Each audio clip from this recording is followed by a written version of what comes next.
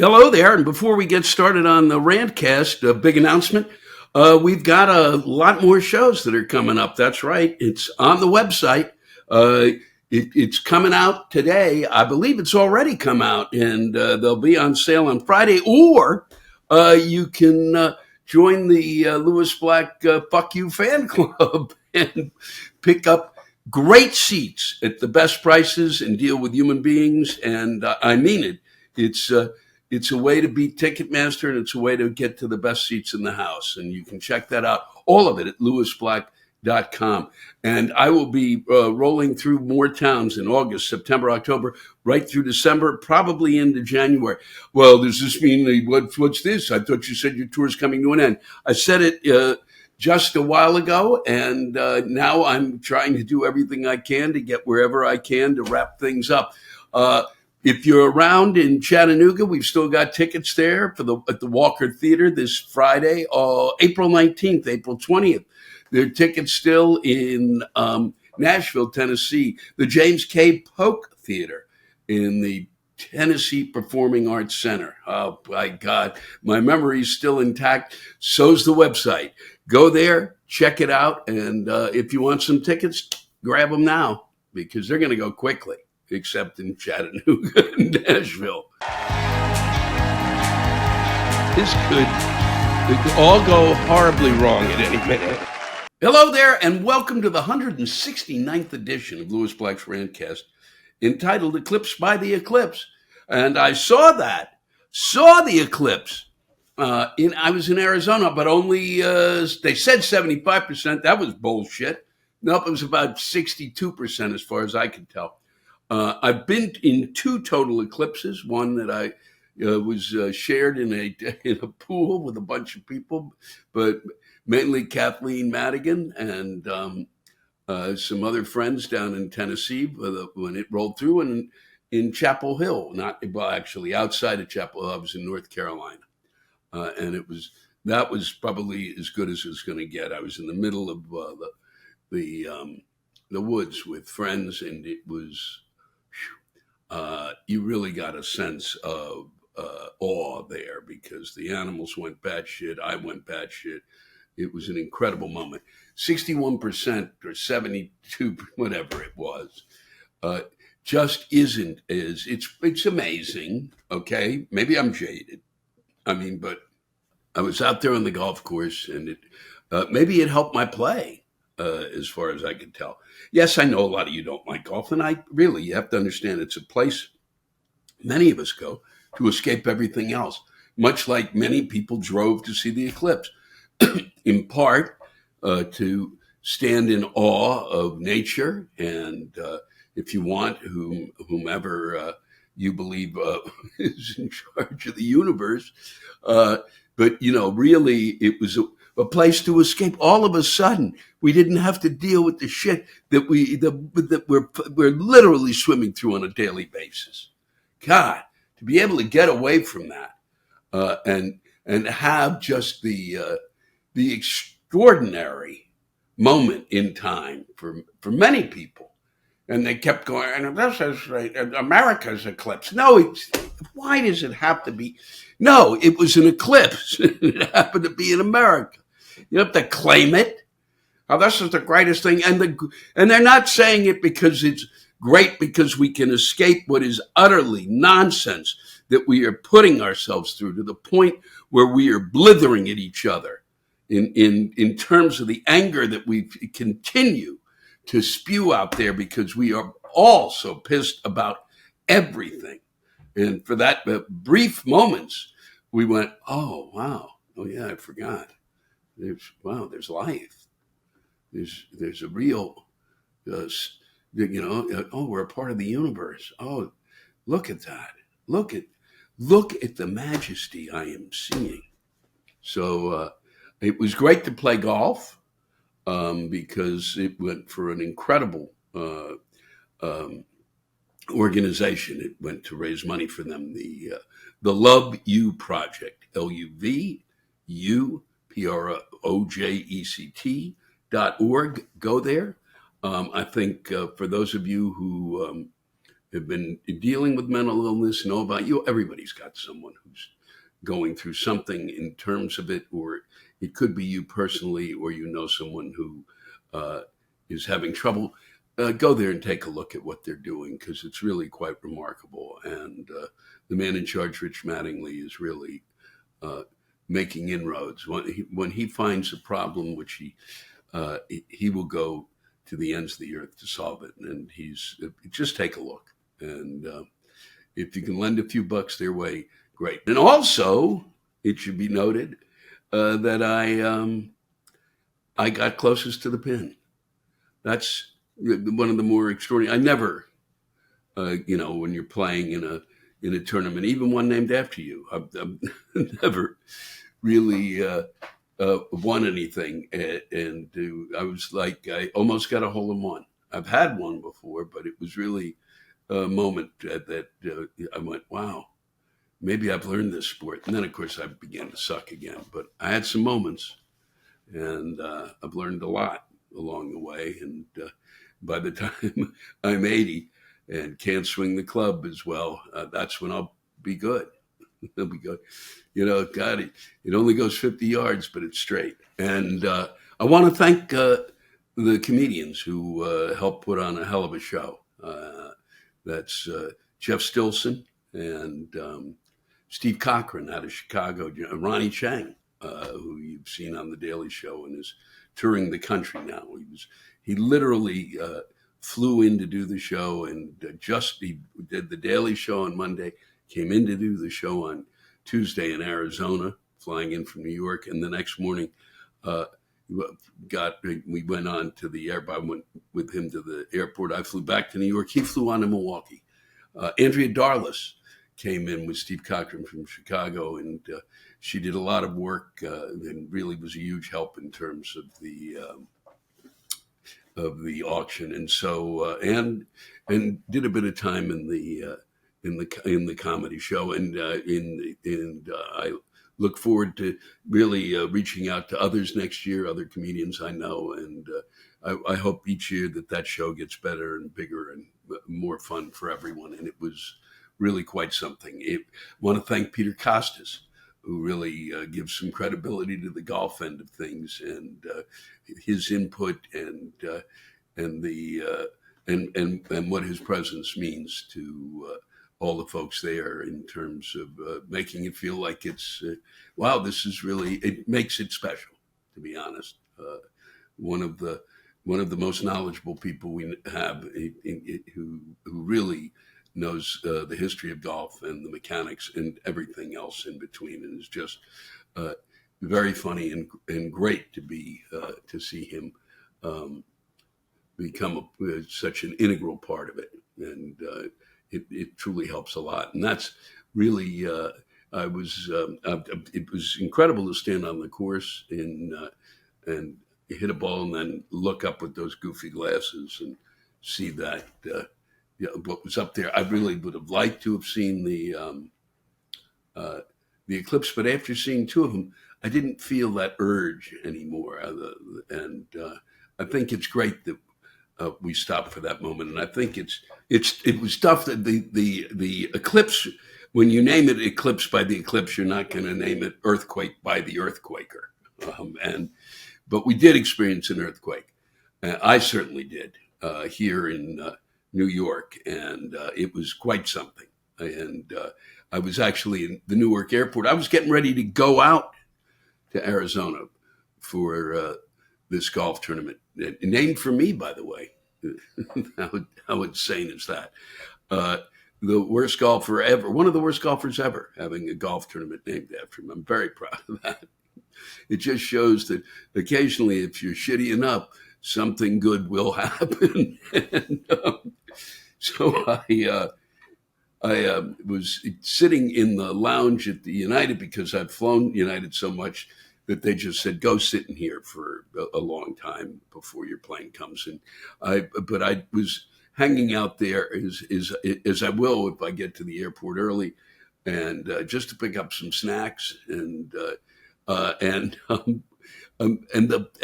it hit New Jersey, this earthquake, and shook the building. I thought it was an airplane. That's what I thought. I thought an airplane had hit the building. I thought this was it. And I was hoping, I hope it is not my plane, I thought. And because it didn't feel, I've been through earthquakes, it did not feel like something like the earthquakes I'd felt before. And I haven't felt a lot of them. And it's been a long time. And I was kind of stunned also. Could it be an earthquake? Because they just don't happen in New York and New Jersey. And it went all the way to Philly, down into D.C., and it was really quite something. And apparently the friends that I had here in the city, their buildings were shaking, and not fun. But less fun was the response of Marjorie Taylor Greene, in which she said, wrote on X, and they keep saying formerly Twitter. You don't have to say it. This isn't a rock star. We get it. It's X now. It's X. But people, it's just, or call it Twitter. We don't have to call it X just because Schmuck says it's X. We can call it Twitter. X, formerly Twitter. What are we're doing LOL, but we can't do just Twitter. Keep it. Okay, stop, Lewis. And she said, God is sending America strong signs to tell us to repent. Earthquakes and eclipses and many more things to come. I pray that our country listens. Now, the big question, Marjorie, is who's God sending the message to? Huh? Who's he sending the message to? How do you know, that what is the level of forgiveness? That who should be asking, who should be, who? Because it's literally, is it one side or is there another side? Is it those who are, you're the one who seems to think that it's okay for Donald Trump to sell Bibles, and it's okay for him to have done things that are kind of unbelievable and said that he's done them, such as grabbing Le Poussey, okay? And that he said that aloud, okay? And so, and you think God's happy with that? Is that why God sent the message? Okay, because because he knew that the trial was starting and he wanted to send him. Who knows? But it's nonsense. We had an earthquake. We have earthquakes. We had an eclipse, which is basically was on the calendar. Didn't show up. What are you, primitive woman? Huh? Did you discover fire yesterday and went, oh, now that there's fire, I will look in the sky and, oh, look, what is that? What, are you serious? Did you take a science class of any kind? Huh? I mean, I almost flunked astronomy, but I almost flunked astronomy because we had to go to a lab, and the lab was truly amazing. It was in a planetarium, and we were in, and it was like 6 or 7 of these. That was called the lab, and you'd go, and we had an extraordinary planetarium at the University of North Carolina, and it'd be 3 p.m, and the lights would go out, and the stars would come up, and boom, I'd be dead asleep. And so I just really didn't do well in astronomy. I think made it by the skin of my chinny chin chin to a bee, bounding back. But I, Marjorie Taylor Greene, knew about the eclipses. I did, and it was not tough. Sun, moon, sun, it's okay. Just amazing that she thinks it has to do with God getting ready to. These are the signs telling us who's supposed to repent, huh? Just when you get a chance, really, let me know. All right, I know you got a busy schedule, so do I. So if you could send that message into the sky, or have God whisper it in my ear while I'm sleeping. Could it be a response to the trial, which actually today it began with Donald Trump's trial, which amazingly, of course, took up all the oxygen on television, but amazingly takes place a few days after OJ's death, in which we have to go through yet again what it was like. And this is OJ's, and and here was the chase, and but I mean, it's not enough that news on a daily basis seems to be they seem to grab copy and go, well, which copy should we do? The one that will irritate them the most. And it's irritation after irritation after irritation. And now we go back to OJ and have to go through that nonsense, which was really the beginning of narrative news. Boy, the news better tell a story, and that's what we're sitting through now. That's what we've got now. They've got a story, and the story is the same fucking story. It's called Trump versus Biden, and it's the same story. And they're doing everything they fucking can to try to change the story and mix it up. It's the same story. Stop trying to change it. Stop trying to make it something else, okay? Because it's not. It's what it is. It is what we went through before, and it is what we are going through now. And now we got to go through months of this, okay? Months. Sure, it'll feel like November is here in 2 seconds. Not fast enough, okay? We got to get, but I want to get through the summer. I hope it's the longest, nicest summer ever. And today was the first shot of it here. And I can't. And it's OJ's trial, the precursor, so that, here's the guy. And it was one of those moments where finally, the black community, which has been, they've been, criminalized to a point that is insane. Finally, the one who gets through and beats the system is OJ. It was stunning at the time. The whole story was stunning, and I did not get into it. I kept trying to push it back, but you couldn't push it back. It's like what's happening now again. As much as you try to get rid of it, somebody's always going to come up and go, about, these people are coming at us, and and it's going to be, he's going to destroy the world. No, he's going to destroy the world. There'll be no money left. There will be, we'll all be in prison because that's where Donald Trump will put. It's and meanwhile, Joe Biden can't add, so we will have no money when this is all said. It's stunning, just stunning, and impossible. So all of a sudden, it's this, the OJ death. Was that God preparing us all for the fact that Donald Trump will go through this criminal trial and he will be exonerated, so that those who believe that, he did nothing wrong can continue to believe that he did nothing wrong? Is that why OJ, did OJ choose to die? Did God take him so that when it happened to Trump, then they go, well, we just saw OJ die and he died, and the evidence and all of that was, oh boy, it was so much that it looked as if Donald Trump would have to be considered to be guilty. All right, well, enough, Lewis. Well, let's go students, where this is it. We were in Arizona, always a treat. At Arizona's public universities may soon be able to appeal low grades. Sure, why not? Why not? Let's just, really, let's destroy academia as fast as we fucking can. Let us lower the common denominator to 0.1. They don't do it. There are some pricks out there, but no. Most professors know. The GOP-held state Senate has approved the bill that would establish a grade challenge department. Oh, yeah, that's what you need. They don't believe in bureaucracy, but let's have a grade challenge department at each state university, which could order professors to regrade a student's work. GOP State Senator Anthony Kern, the bill's sponsor, has called Arizona's universities indoctrination camps that shut down conservative thinking. Hey, Anthony, okay? People when they go to school, they're young.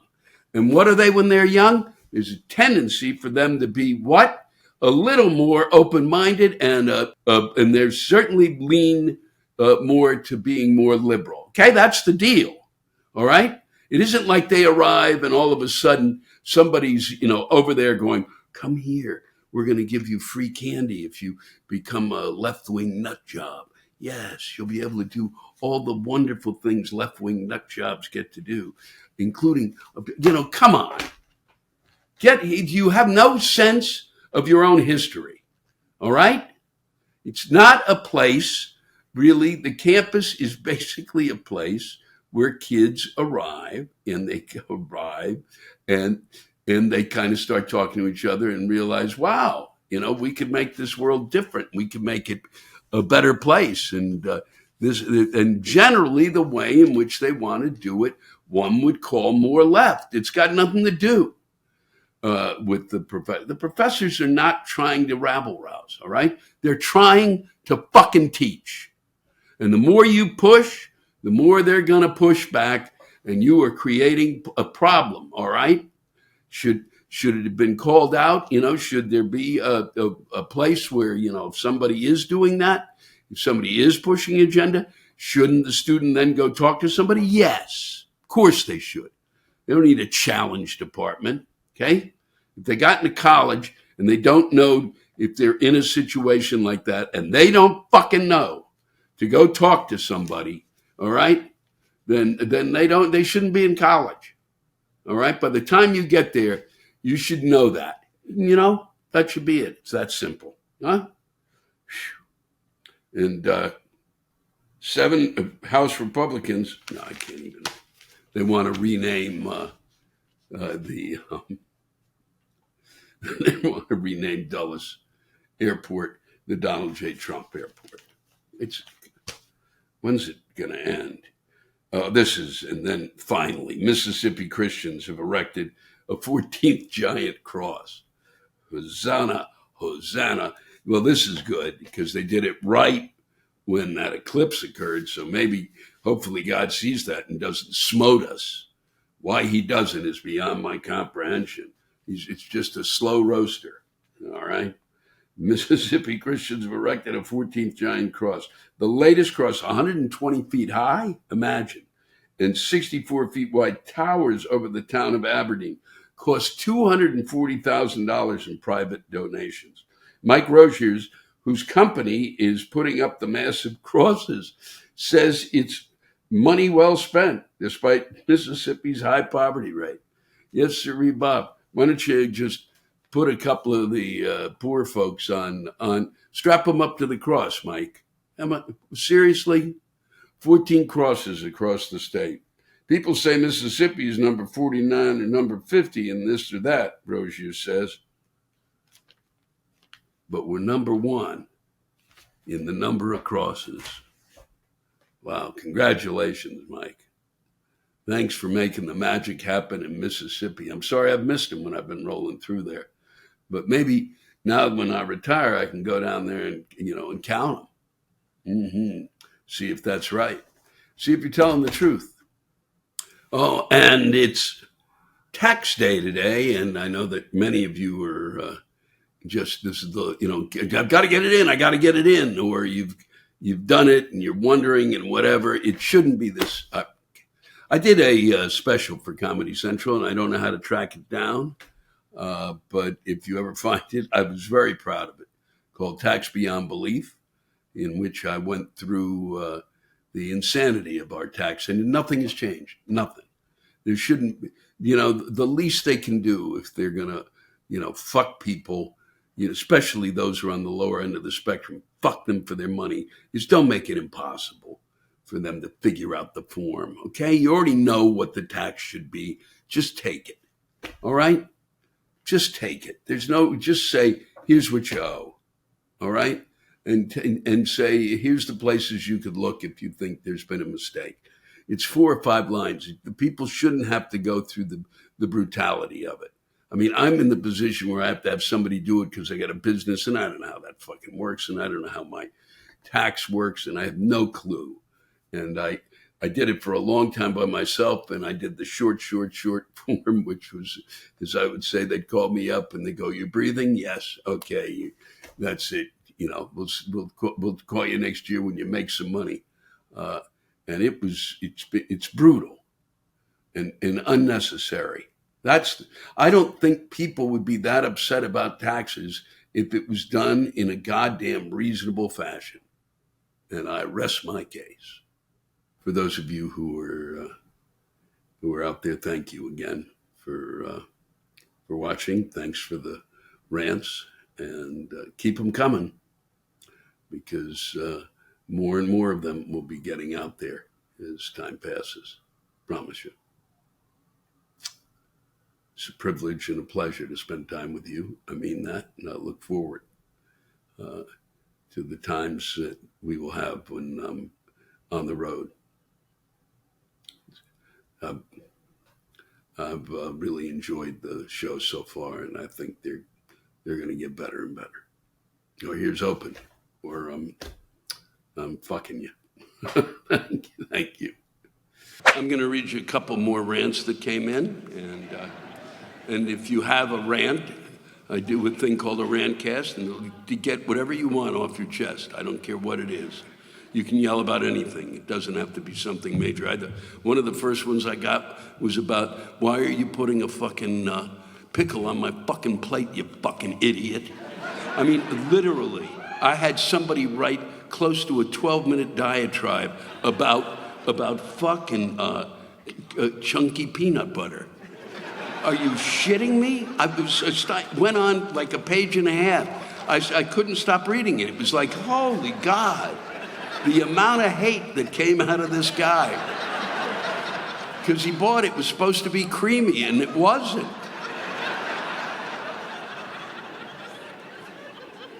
This is from Alan Whitman. I know it's a bit passé to complain about the government and the middle finger proctology exams they give us every day, but this time Maine has gone too far. I recently discovered something that has happened in my homeland that made my brain boil. Seeking the comfort of a good meal and a hearty adult beverage, a wonderful elixir called hazelnut porter, I traveled an hour to visit my favorite brew pub with my cousin, and after an hour of eating, drinking, and merriment, I thought of how wonderful it would be if I could drink hazelnut porter from the comfort of my own home. I've done this many times because most brew pubs don't sell directly to retail stores. So I asked my server to grab a growler and add it to the tab. He looked at me like a puppy that had lost all hope. Dead-faced, with no spark of life in his eyes, he said, "We won't sell them anymore." I was dumbfounded. A figurative lightning bolt struck my brain again. I was dizzy and felt my sense of reality giving way. He's talking about a beer. After what felt like years, the initial shock wore off. I asked and managed to stutter, "What are you talking about? I get them here all the time." My server's reply was from a soul that has been beaten down well past his tolerance. He replied, "The state of Maine has changed the regulations on breweries and made it so difficult to sell growlers, breweries are stopping the sales rather than having to deal with the state's bullshit." I sat there still, mouth open, my mind racing at speeds that would make a rocket seem slow. Wow.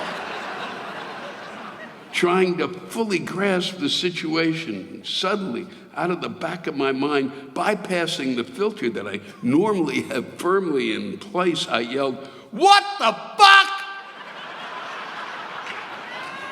My server was completely unfazed. Clearly, he was used to this kind of reaction. This happened a month ago, and I'm still bewildered. What the actual fuck? Thanks for the visit to Maine again. Enjoy all the state has to offer, especially this wonderful spring day. Just don't try to buy a goddamn growler of beer. Thank you, Alan.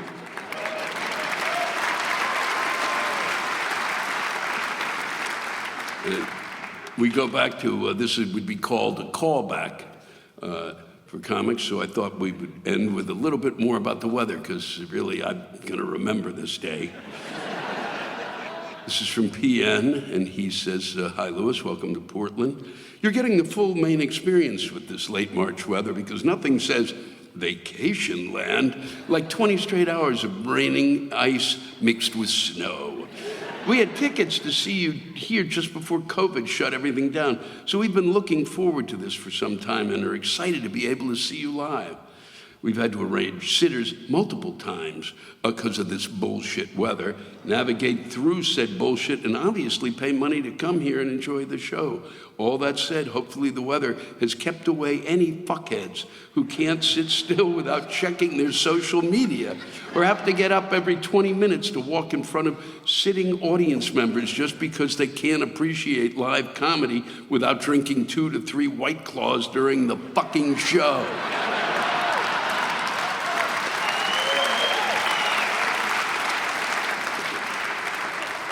Thank you.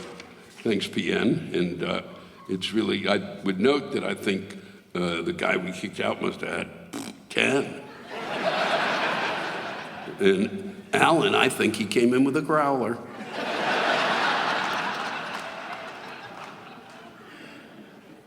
This I'm reading by someone from your community, and this could be the end of the show. So. In the summer of 2021, I shared a passionate rant with you on your podcast. In that rant, I declared my goal of completing community college and transferring to the University of Maine. Well, now I'm here, and I have a lot to say. First, I must express my disappointment in the quality of dorms on this campus. Oh yeah, suck it up, it just gets worse. It's not the number of dorms that's the issue, but the actual interior of the dorms, which looks like they haven't been renovated since the late 80s. Reports of mold and personal experiences with humongous cockroaches are unacceptable for Maine's flagship university. Luckily, I was able to secure a spot in the Estabrook Hall, which is currently my residence. Unfortunately, it's going to be reallocated to be university offices, despite being renovated in 2016. I wasn't going to be in Estabrook next year, but it's frustrating to see the nicest dorms being repurposed. But that's just the tip of the iceberg. The state of the facilities here on the University of Maine campus is truly unacceptable. Center Stevens, where a significant portion of liberal arts courses are held, desperately needs repair. The linoleum tiles are worn down and exposing the floorboards underneath.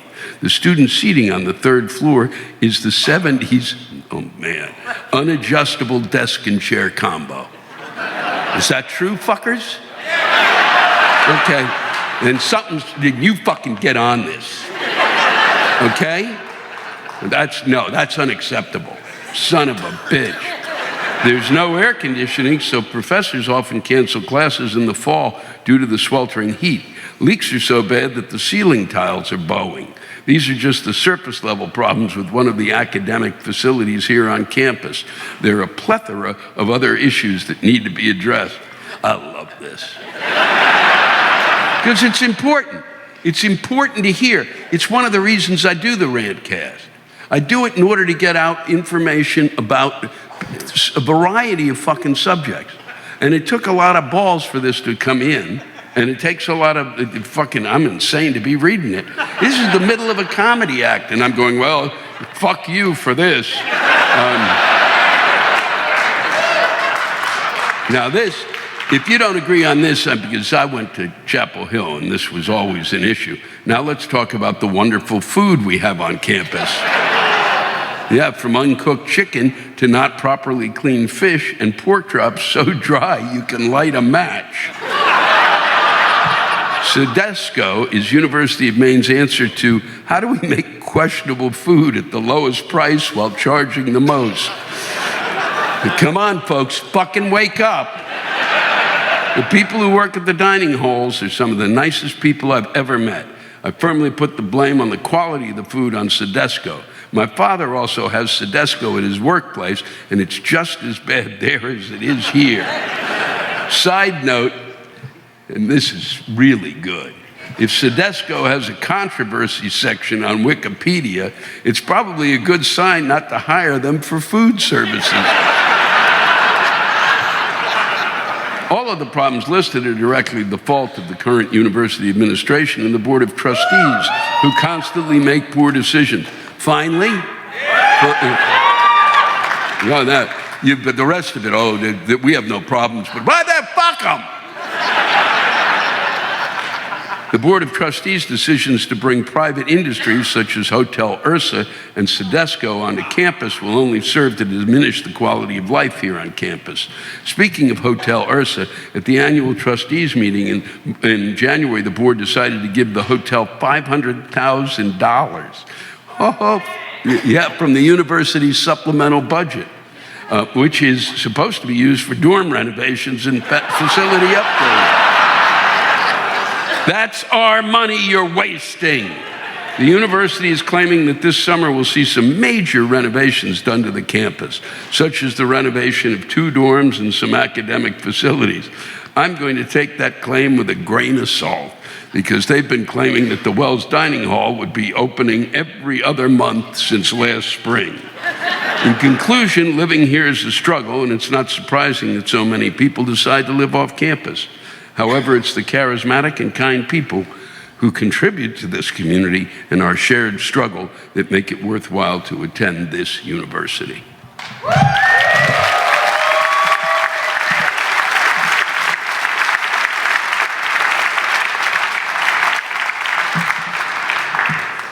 Thank you for that. And the last time, from Wayne Harvey, the last time you came to Orono and the Collins Center, I saw so many people around me get up and leave after your first joke about Trump. After you gave a warning about political material being a part of your show and people needed to know it was humor. Why are people so fucking sensitive? Jesus, it's a comedy show. Laugh and move on. Thank you, Wayne.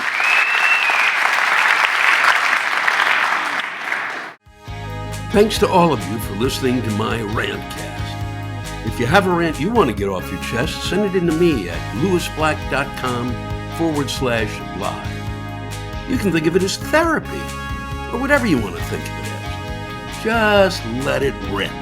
And I want to thank the true stars of our show, the ranters, and the splendid rants they gave us.